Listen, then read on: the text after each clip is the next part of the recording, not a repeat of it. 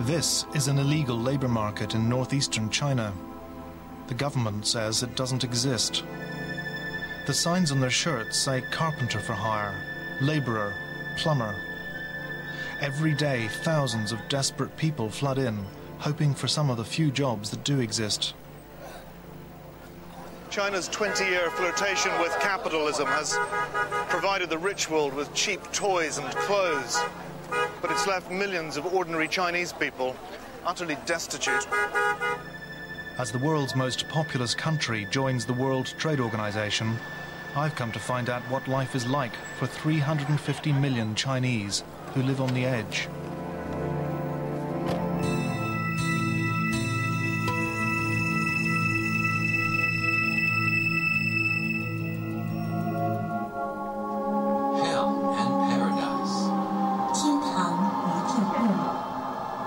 I'm 50 meters under the Huangpu River in the heart of Shanghai, city of the future. So what is it, hell or paradise? This is the glitzy new 21st century China the government wants the world to see. Well, thank you. That was a rather unusual view of Shanghai. I emerge into a future of another sort. Until 20 years ago, there were rice fields where these skyscrapers stand. My government minder says Shanghai is sprouting 500 new glass and steel towers every year. So this is just one of the little local neighborhood trading posts. And in places like this, people just wander in and stir-fry their stocks and shares, as it's said. Capitalism has taken communist China by storm. The market's right on the floor at the moment, yeah? Now China's crossing the final frontier, membership of the World Trade Organization. But away from Shanghai, there's another China paying the price for this race to join the mainstream global economy. I flew to Beijing to catch the train north and see this other China for myself. Okay, so we're in the central station in Beijing and we're about to jump on a train to the northeastern city of Shenyang. It's the capital of our big province up there called Liaoning. We've got to keep moving, sorry. Time-wise, we're cutting it fine. Our porter's a migrant from a faraway rural province. Millions like him have swarmed into big cities only to scrape by in the twilight economy. The problem is getting to talk to them.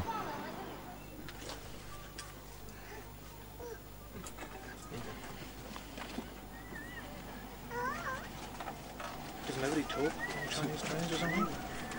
It's pretty quiet. Why is nobody talking? Everybody's watching. Weird foreigners.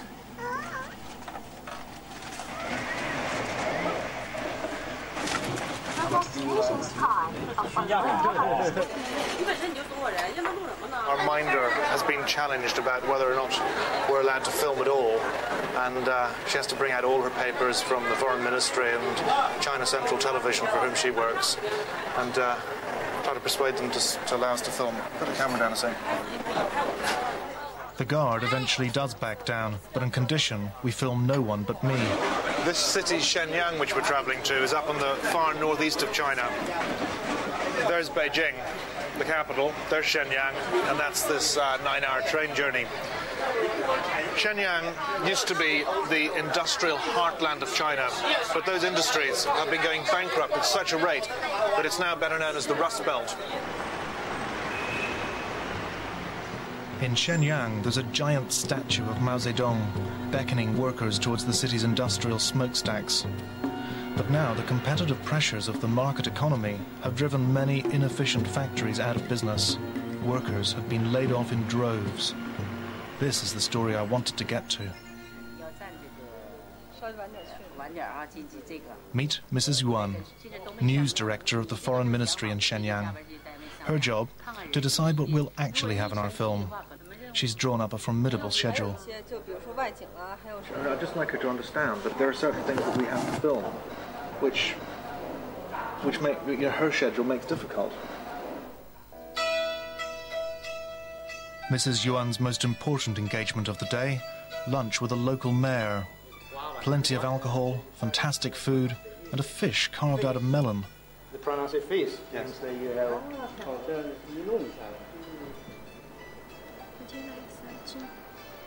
Yes. Could I have some water? The Chinese government spends £8 billion a year on official banquets. Now I know how.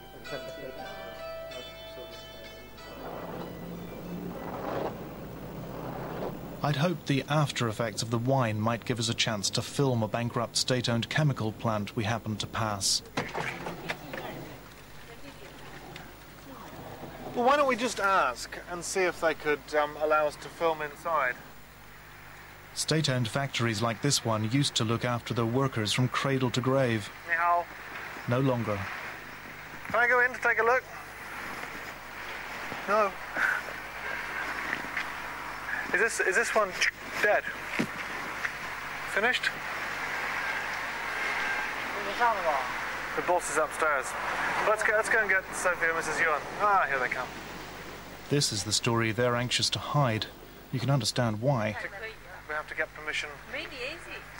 But the trouble is, Mrs. Yuan, you know, we've respected your schedule totally, and sometimes when you just see something at the side of the road that it's nice to film, we just like to be able to do that. It can take such a long time to get permission.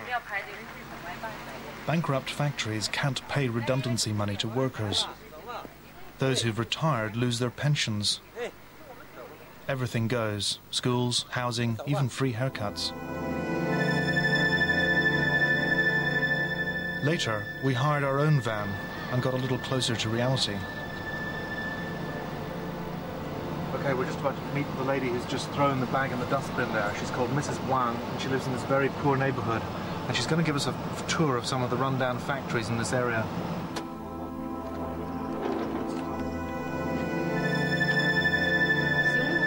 She's taking a big risk meeting us, let alone being filmed. But she says things can't get any worse. Like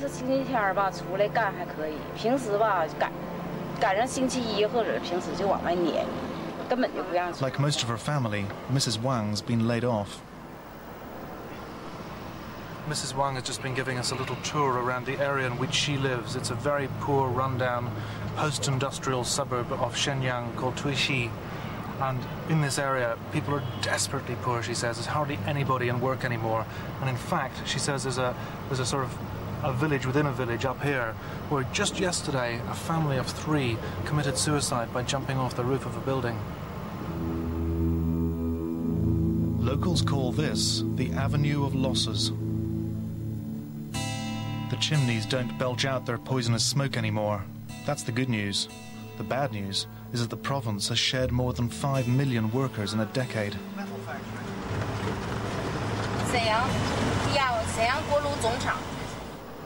So that's Mrs. Wang's old factory in there she's just been showing us. A really classic case of what happens when a state-owned enterprise gets its assets stripped. Her former boss sold off the land, and there's some flats you can see just in here. Those were all built on land that were sold off by the boss, and he made about £1 million yuan out of it, which is more than £100,000. What makes Mrs. Wang most angry is that this was state-owned land. The boss, she said, had taken a fee for the deal he'd brokered with corrupt local officials.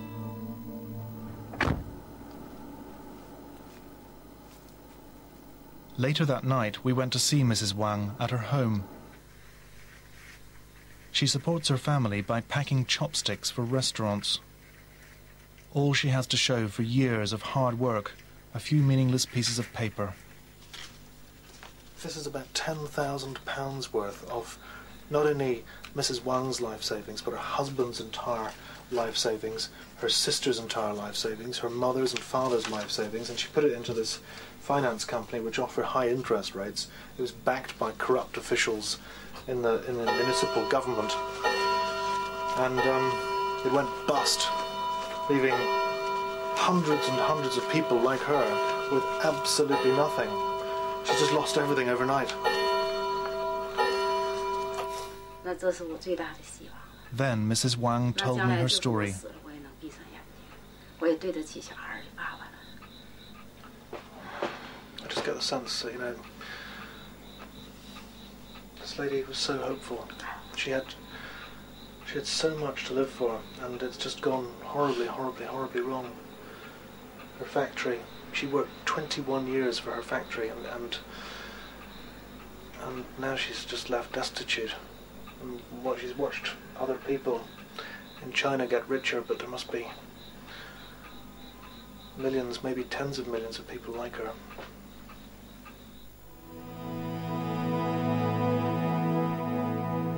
In China's cradle-to-grave system, state companies not only guaranteed workers an income for life, but free healthcare too. Now, when they're sacked or their companies go bust, there's no one to pick up the bill. I'd asked to see a cancer hospital because cancer rates here are 3 times the national average. Doctors say it's caused by industrial pollution. This is a cancer ward. The treatment here is world class.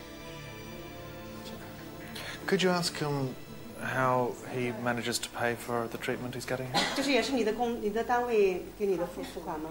对，我单位有保险。 My factory pays, he told me. If they didn't, I wouldn't be here.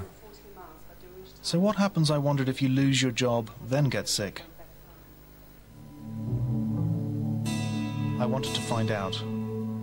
We hired our own car again and headed for the rougher side of town.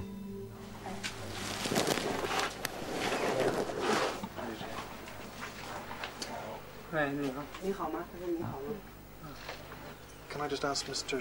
Tianfeng what it is, the illness that he has? 他这能跟他讲一下你得的是什么病吗？他得的是什么病？啊，我是肺癌。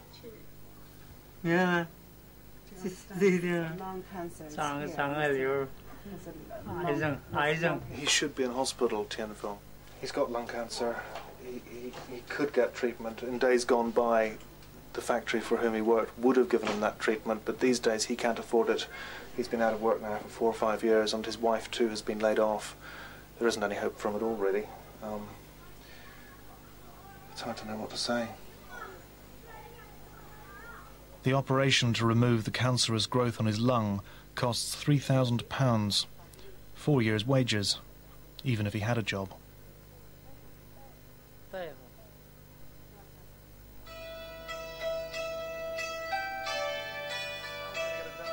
Back on the official tour, I'm at a showcase government retraining centre for the unemployed.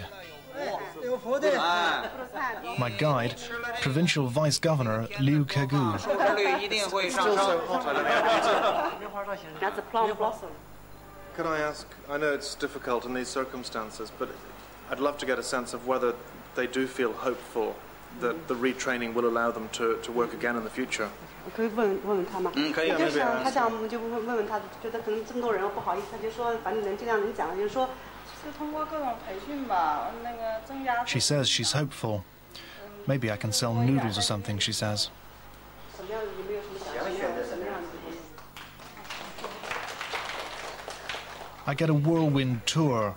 Everything from toy making to computers to massage. But the numbers going through here are a drop in the ocean. Across China, 30 million more state workers are forecast to lose their jobs in the next 5 years. Vice Governor Liu believes they've found a solution. A pioneering new project to replace the failed factory welfare schemes with a social safety net properly funded by the state. Mr. Liu, as the Vice Governor, has got responsibility for turning round in this province what is basically a post-industrial nightmare, and he's been very refreshingly open and honest about some of the problems that he's facing.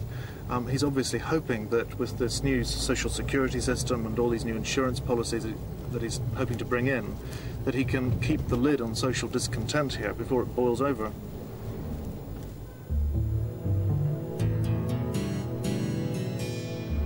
We slipped off for a lunch break on our own and witnessed something we weren't meant to see. And one of our contacts has told us that here outside the city government offices, you get regular demonstrations of sometimes thousands of demonstrators, people who've lost everything. They're here. Just give us the camera.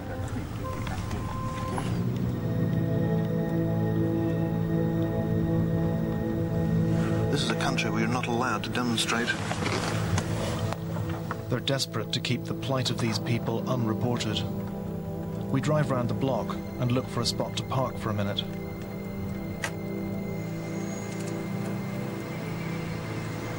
I would say there's about 150, 200 demonstrators at the building there. We can see 5 or 6 policemen, including one in full uniform, who's got a beta camera filming the protesters.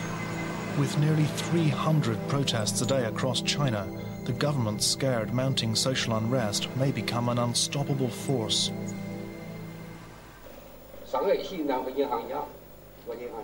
That afternoon, I was passed a remarkable piece of film. This is what the government does to people who organize protests. The prisoner is a 70-year-old man from Shenyang who dared to stand up for workers, pensioners and victims of official corruption. He was sent to a labor camp for 2 years, where this film was secretly taken. His name is Zhou Wei. I learned he'd just been released, and I wanted to meet him. But that night, we got some disturbing news. I've just sent a text message to our production base in the UK, letting them know that we've been followed and warned not to do any further filming on our own, which is a real problem. Zhou Wei has agreed to meet us. Despite the warning, we've decided to take the risk. Very early the next morning, we slip out while our minders sleep. So far, so good? Our plan: to quickly switch vehicles in case we're being followed again. We're waiting in the lobby of a nearby hotel for the signal.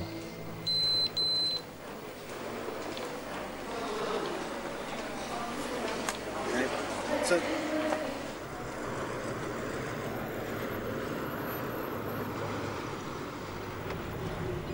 perfect. We've got our tinted window van. That seemed to work very well. And the trouble is, with all this cloak and dagger stuff, changing cars, that sort of thing, we just don't know whether it's necessary to be as paranoid as this, but we're told that generally paranoia pays. Certainly it does for someone like Zhou Wei, the man we're going to go and see. On the way to our rendezvous, we take a slight detour. We're on Dragon Mountain, which is where the labour camp is, where Zhou Wei spent 2 years.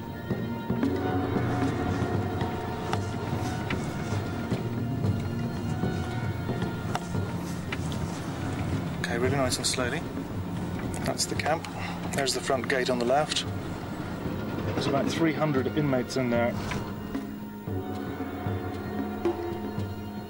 Most are sent here without trial, as Zhou Wei was. In a village outside Shenyang, Zhou Wei was waiting for us at what he called a safe house. He showed me treasured documents which had survived police raids on his home. He's a revolutionary veteran of Mao's Red Army. This is his certificate to say that he was a model worker. We are concerned very much for your safety. Are you happy to appear on this program? Zhou Wei said yes, but warned that he's still under close surveillance. Yet he said, "I'm not afraid to speak because I'm telling the truth." He told me how market reforms had made some factory bosses and local party officials greedy and corrupt. He said that because of him, several prominent officials are on trial. Despite this, his wife and daughter have been repeatedly threatened, and he remains unforgiven. The authorities, he said, won't tolerate independent whistleblowers. Well, Zhou Wei certainly makes for the strangest of Chinese dissidents. For the past hour he's been talking to me in glowing terms about his love for the Communist Party, even though he's lost his membership of that party. But on one thing, Zhou Wei is absolutely adamant. That is his determination, despite spending 2 years in a labour camp, to carry on fighting against corruption, which he says is still endemic in this city, and is causing great misery among ordinary people. Most ordinary people in China, however, live and work in the countryside. I wanted to get out and see it for myself. Joining the World Trade Organization may spell disaster for peasant farmers who will find it impossible to compete with cheap imports like rice from America. But if the authorities were sensitive about what we saw in the city, out here they seemed even more worried. And with Mrs. Yuan in command and a cortege of Agriculture Ministry saloons as an escort, I wasn't hopeful of getting to the real story.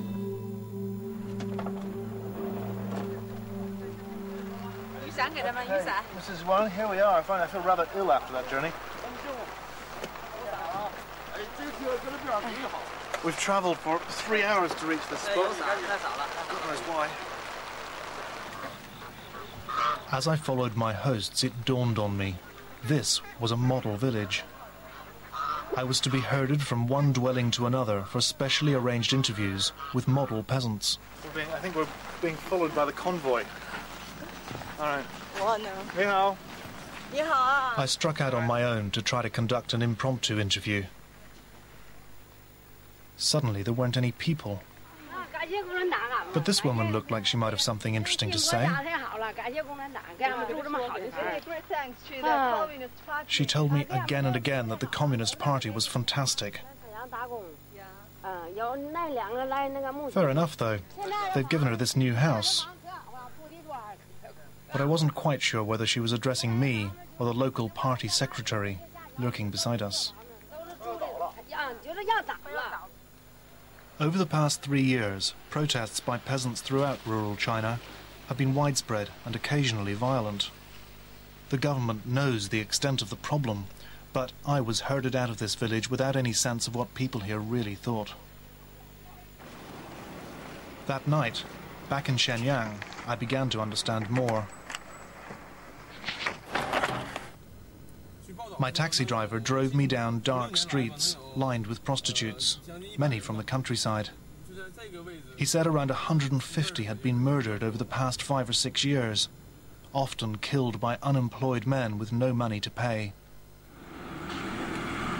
Mao's China eradicated prostitution, but the free markets changed all that. It's now among the few job opportunities available to millions of migrant women. Shenyang is the regional sleaze capital.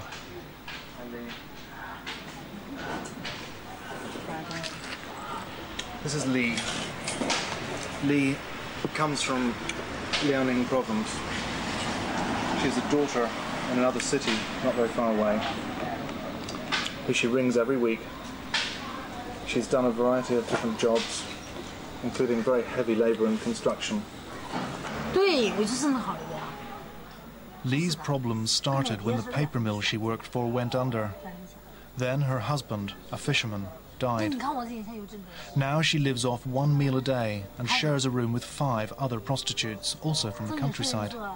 She says she despises what she does. It's only so her 12-year-old daughter can have the chance of a better life, she says. If it weren't for that, Li says she'd have killed herself long ago.